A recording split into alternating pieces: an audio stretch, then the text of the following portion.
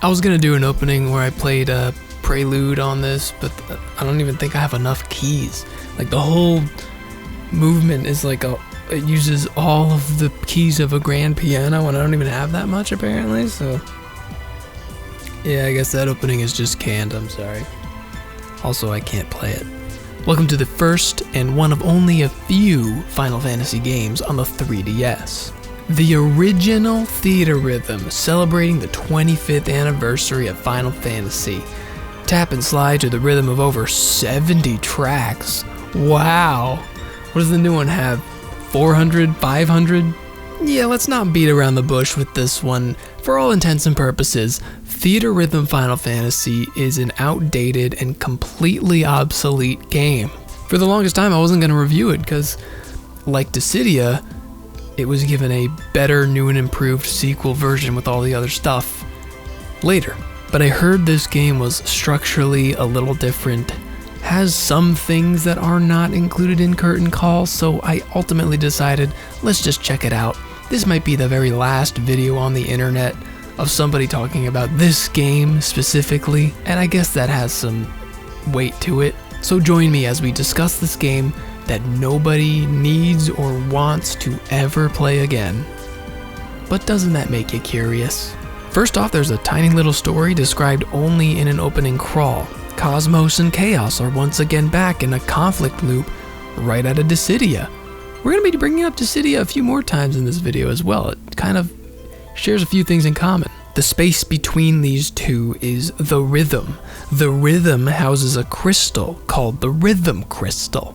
The Rhythm Crystal is thrown off balance, and you, the warriors of Cosmos, must collect enough rhythmia to restore balance once again. Each of the playable characters are also taken from Dissidia, which means once again the Warrior of Light is playable, and the Onion Knight represents Final Fantasy III. There's a bunch of other characters you can unlock as well, such as Ash, Vivi, Rydia, Ferris, Princess Sarah, and even Sid Hayes from Final Fantasy III. They made that one playable for some reason. Adding to the list of playable Sids. Sure, there's your update for this video. And what a genius idea this game was. A rhythm game using music everybody knows and absolutely adores. I personally believe this spinoff should exist for basically every famous franchise. Think about all of the video game music out there that everybody loves, the iconic franchises that the music plays such an important role in. There should be a rhythm game just like this for everybody. I would buy them all. Square had the right idea. Later on, they would release Theatrhythm Dragon Quest, and even later, Kingdom Hearts gave its own spin on it with Melody of Memory. The gameplay is self-explanatory. The dots are coming. Hit the dots when they cross the target to the beat of the song. That's a rhythm game. But there are 3 different dots: taps, holds, and swipes. There are also 3 different types of music. There's battle music, which is your standard fare Guitar Hero style, except those 4 rows are deceptive because you only ever have 1 input when you tap. Field music requires you to drag the hold dots up and down, usually to the pitch of the song or whatever. And event music, which moves the target instead of the dots as a video plays in the background. This one was by far the most annoying. For some reason, waiting for the target to line up with the dots was particularly annoying, and I couldn't get it perfectly every time. Finally, there are these little bonus stages where you simply tap to the beat of the notes as they fall into the crystal. Kinda fun, but you don't really get a lot out of it, and the game even tells you, hey, you could skip this. There's just a big old skip button right there during these mini games. And this is one of those no button DS games that I've complained about in the past. They're just like, no, you will not press a button in this game. It's all touchscreen. Tap the screen, swipe the screen, drag the screen. It's like, I don't need that, man. I'd prefer buttons. I hope they fix that in the next one. Particularly the swipe beats are annoying because you have to swipe the screen in such a specific way, in a specific direction too. And if your direction's off, it'll be like, nah, you missed that note. You lost. Or it'll read it as a tap instead of a swipe because I was just a little off. You don't want to be finicking with a touchscreen when you're doing a precision-based rhythm game like this. It's just silly. And the only other aspect this game has is the RPG elements. This is what I was most curious about. How do you make an RPG out of a rhythm game? Well, your characters can level up. They have stats in strength, magic, agility, and luck. Plus, they can equip abilities and items to make things a bit easier for you. But does any of this really matter? Because at the end of the day, you're just tapping the dots and trying to get a high score, right? So does this change how you play? Not at all.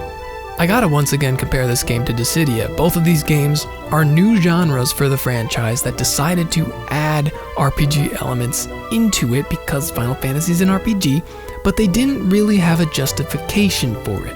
I complained in the Dissidia video that the RPG elements really don't add much to the game if you're playing through for story purposes. All it does is make you grind more because enemies will be a higher level and you just have to fight random battles so you can get strong enough, and it becomes less about your fighting game skill and more about how high level you have. I didn't vibe with that. In this game, there's just no need to grind because it doesn't change how the game's played or even the challenge, really.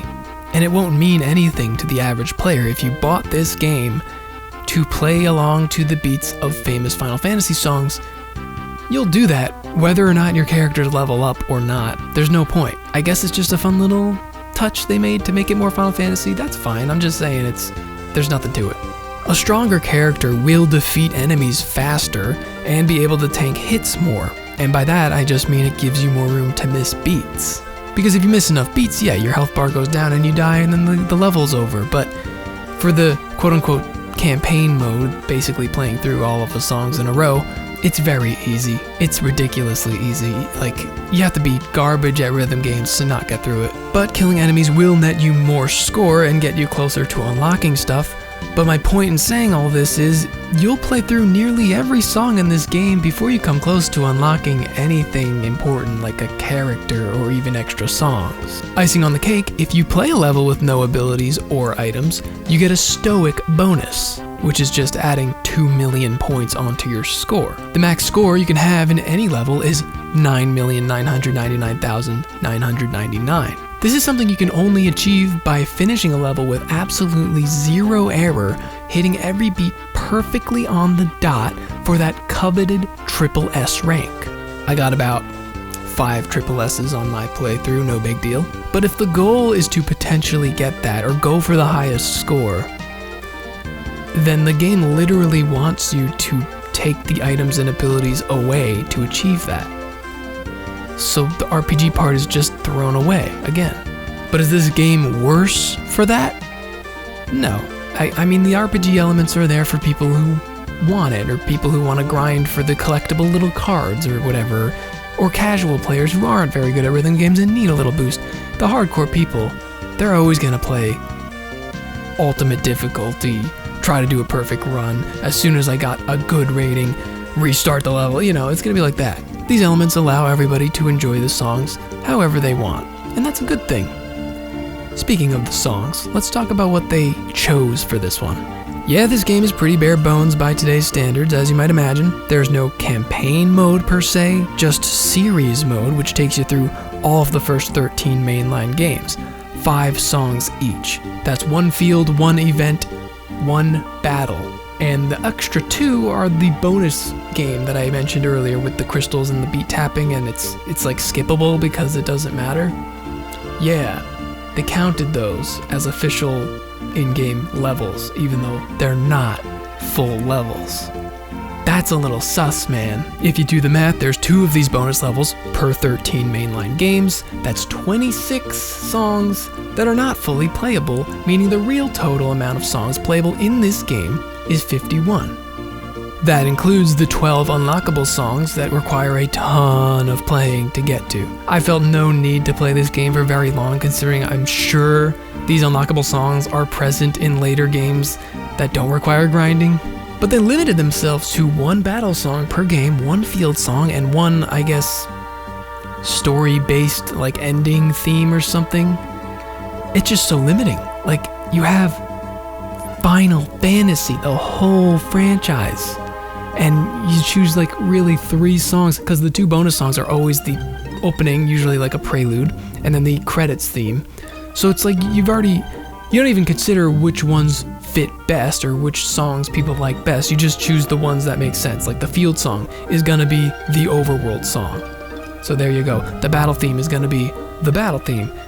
It's already chosen for you. It's like, what if I really liked this one song? Nah, only 5 per game. It's like, they're skimping on this one, is what I'm saying. The developers did say this was due to the capacity limitations of a 3DS cartridge, putting on all these lossless songs on there. That's why they just had to sell the remaining 52 songs as paid DLC. $1 each. That is $52 if you want all the rest in there. And I don't even know what the rest are. There's like a couple of hand-picked songs from all the other games. Might be the songs you wanted to play, but now you gotta pay up. Or I guess not anymore because the eShop is dead, making this game really pointless. But this statement from the developers is particularly shameful and possibly a flat-out lie, considering Curtain Call came out like 2 years later and had a whopping 221 songs on cart. So what's the deal with that? I don't know, man, this game feels like a bit of a rip-off for those who bought it way back in 2012 or whatever.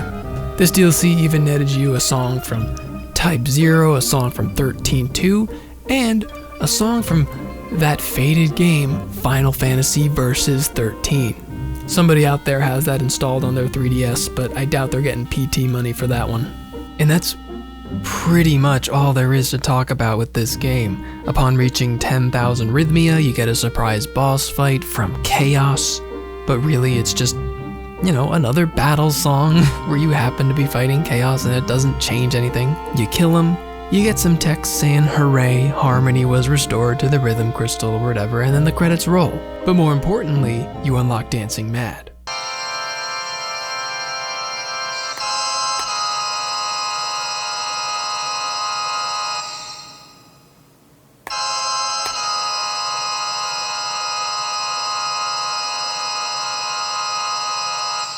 In conclusion, did I need to review this game? Maybe not. But I'm squashing all the doubters here. I'm leaving no stones left unturned. We'll see just how similar Curtain Call is to this game later, but to sum this up, it's exactly what you might expect a Final Fantasy rhythm game to be.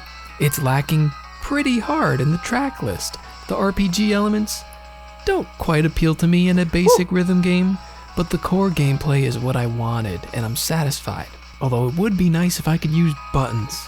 There's just nothing much to it. There's like a harder mode with a set list of songs where you can unlock those, but it's the same songs. There's a couple of unlocks you can play as different characters.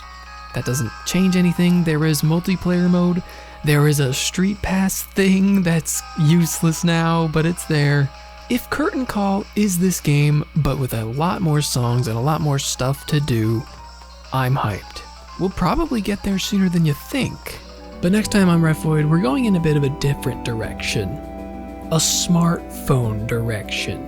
See, we've talked about games on the phone in the past. We did the Battle Royale that was already dead, pretty much when we played it. We did Dimensions, which was really a normal game just on the phone. We've never really dove in to what you think of when you think of a mobile game. I'm talking about the truly mind-numbing, microtransaction-filled, shameless mobile game. We've never gone there, but that's gonna change next time. I hope you're brave enough.